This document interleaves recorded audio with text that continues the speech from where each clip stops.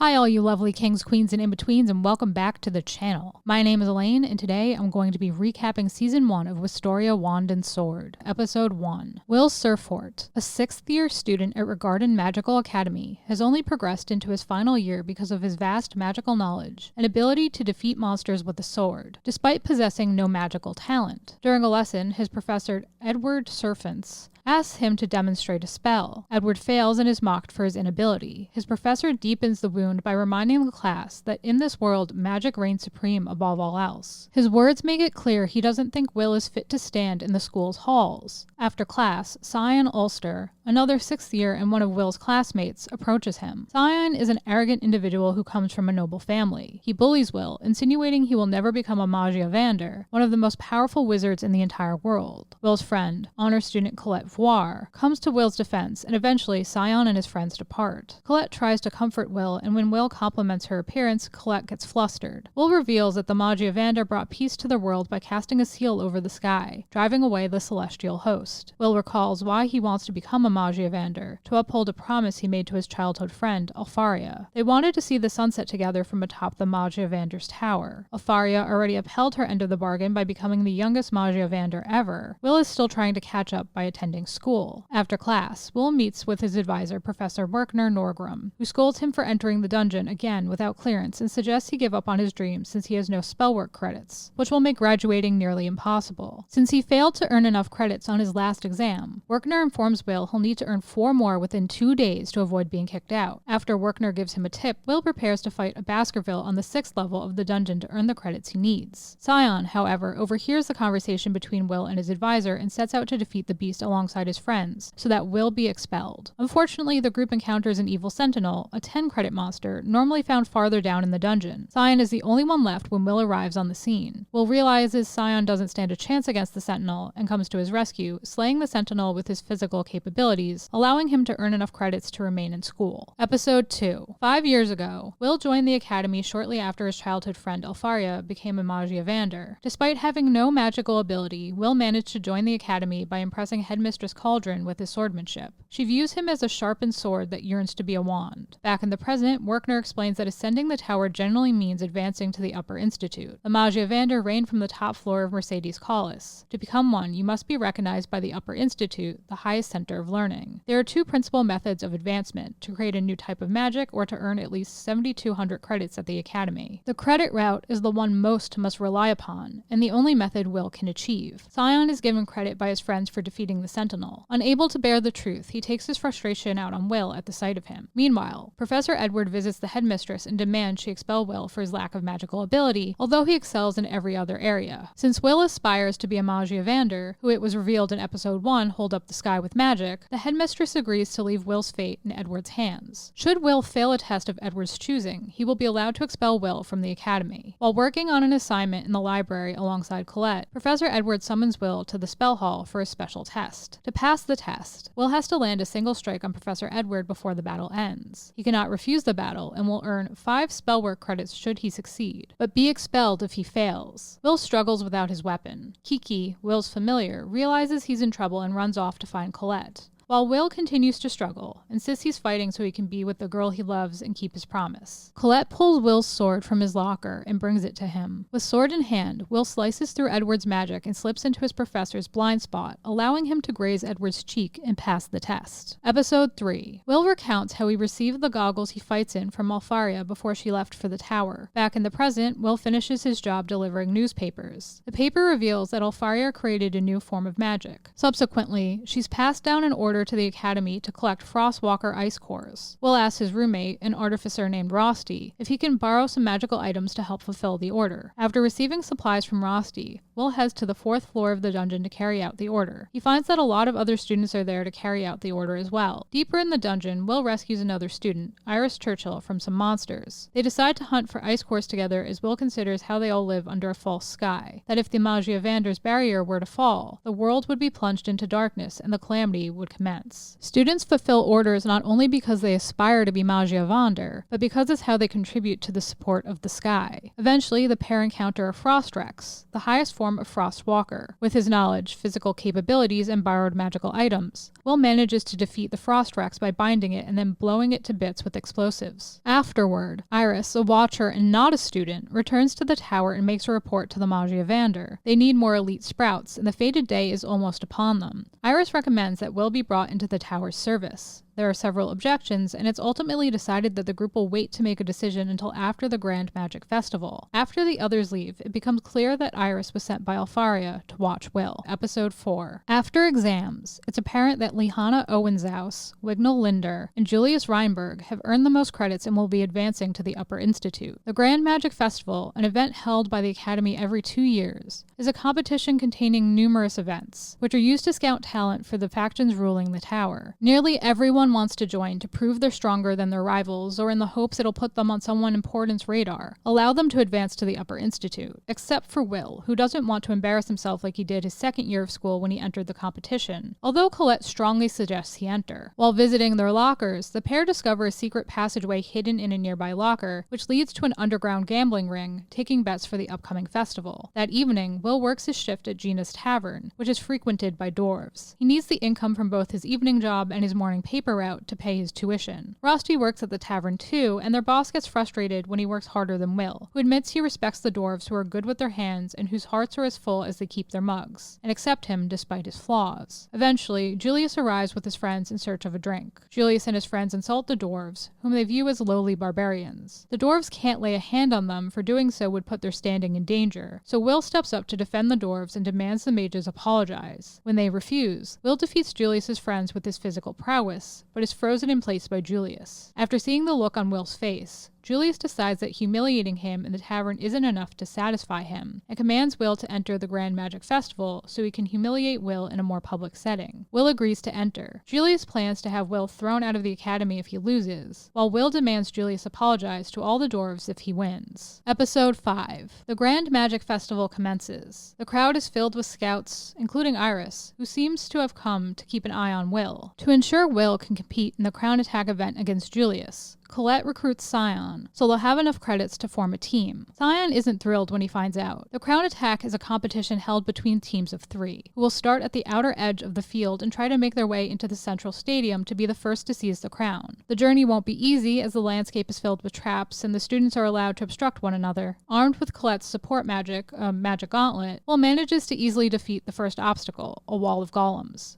Having been rescued by Will and seeing him in action leaves Scion feeling like he needs to work even harder to keep up and surpass Will. Will keeps ahead of his team and manages to defeat the game's traps with continual support from Colette's magic. As the competition continues, Will's team remains in the lead. As Will's planning to ambush the other teams, he's attacked by Julius. Their battle doesn't last long. Scion ends it with his fire magic before turning his spells on Will. Scion demands they duel even though they're teammates. Colette tries to intervene but discovers she cannot. Julius hadn't been defeated and remains in the way. Episode 6. As they fight, Scion recounts the first time he met Will, how he's always hated him, in part because he was miserable and didn't notice anyone around him, including Scion himself. Will refuses to fight back against Scion since they're teammates, although Scion urges him to fight. The spectators and crowd are surprised by Scion's actions. There had been no precedent, and his behavior has negatively impacted his future and darkened people's views of him. Meanwhile, Colette faces off against Julius. The spectators realize that unbeknownst to the competitors, Julius cloned himself in order to attack the other teams. Wignall quickly dispatches the clone sent to take down his team, and realizes what Julius is up to when only a shard of ice remains. Will's unwillingness to be distracted as he strives toward his goal of climbing the tower is painted as the main reason for Scion's intense dislike for him as they continue to fight. Will attempts to flee the battle, but Scion summons his guardian falcon, Halcon, to cut him off. The Fire Watchers are impressed. They decide to report back to Lord Carriot about a surprisingly good crop. Will and Scion share their hatred for one another, and Scion finally admits how much Will's lack of acknowledgement bothers him. Will is shocked. Now that Scion has acknowledged him as a rival, he decides to meet his challenge. Will defeats Halcon by exploiting his knowledge of its flight pattern. As they're about to land their final blows, the boys are interrupted by Colette, who is furious. She reveals that she defeated Julius's clone and instructs Will to go on ahead to face off against legit Julius. Will heads toward the stadium to face Julius. When he arrives, he challenges Julius to a duel. Episode 7. Sarissa, the Ice faction's aide-de-camp, gives Alfaria a recommendation for Julius to become her successor. Will and Julius duel to determine the winner of the crown attack. Julius clones himself to overwhelm Will and manages to freeze him in place. Will escapes after becoming enraged by Julius's comments that Alfaria isn't impressive, that she's a fraud. After finishing Will off with an impressive spell, Julius expresses his desire to prove that he's Alfaria's heir apparent. However, Will hadn't been defeated and escapes his icy prison. Julius, who had been fighting Will with several of the 12 spells Alfaria had created, such as Ars Weiss, which permitted Julius to clone himself, unknowingly created an opening for Will to exploit. Will, having spent a great deal of time around Alfaria and being knowledgeable in her magical arts, realized that Julius hadn't mastered Ars Weiss as he claimed. He had been controlling his clones with his teammates' support and can only briefly use Alfaria's magic. After taking Julius's teammates out by striking from their blind spot, the clones shatter. Alfaria reveals that she doesn't want a successor, but a lone sword by her side. As more clones are conjured, Julius reveals that Will was right. He can barely manage 4 clones at the same time, and without his teammates, he's on the defensive. Will uses the difference in a clone's temperature from its caster to determine where the true Julius is standing and attacks him. When Will reveals that Alfaria created Ars Weiss when she was 2, when they were both living at the orphanage together, Julius suffers severe emotional damage. Desperate, Julius summons 8 more clones to defeat Will. Will dispatches the clones before defeating Julius. Unfortunately, Wignall and his team claim the crown before Will can, having crept up while he was fighting Julius. Wignall and his team win the game. Episode 8. Will, his friends, and Professor Werkner celebrate Julius's defeat at Gina's tavern. After being forced to apologize to the dwarves, Julius is forced into menial labor, doing the dishes as additional punishment. His friends are being forced to wait tables. The all-student praxis is approaching, an entire week of exploring the dungeon. Will is approached by countless individuals hoping to recruit him following his performance at the Grand Magic Festival. Colette is frustrated by how everyone's into Will now and says he doesn't have time for them since they're going shopping on the morrow. Colette and Will meet for their date to buy supplies for the upcoming praxis. Colette is embarrassed when Will compliments her outfit and confused when Rosti invites himself to their outing. As they shop, Colette is frustrated by Rosti, who continually comes between her and Will. She begins to suspect the roommates are more than just friends and confronts Will about it. Will assures her they're just friends, although Rosti has always been affectionate. As Will is getting maintenance on his sword, Colette and Rosti discuss Rosti's relationship with Will and how he likes him as more than just a friend. While on his way to the blacksmith,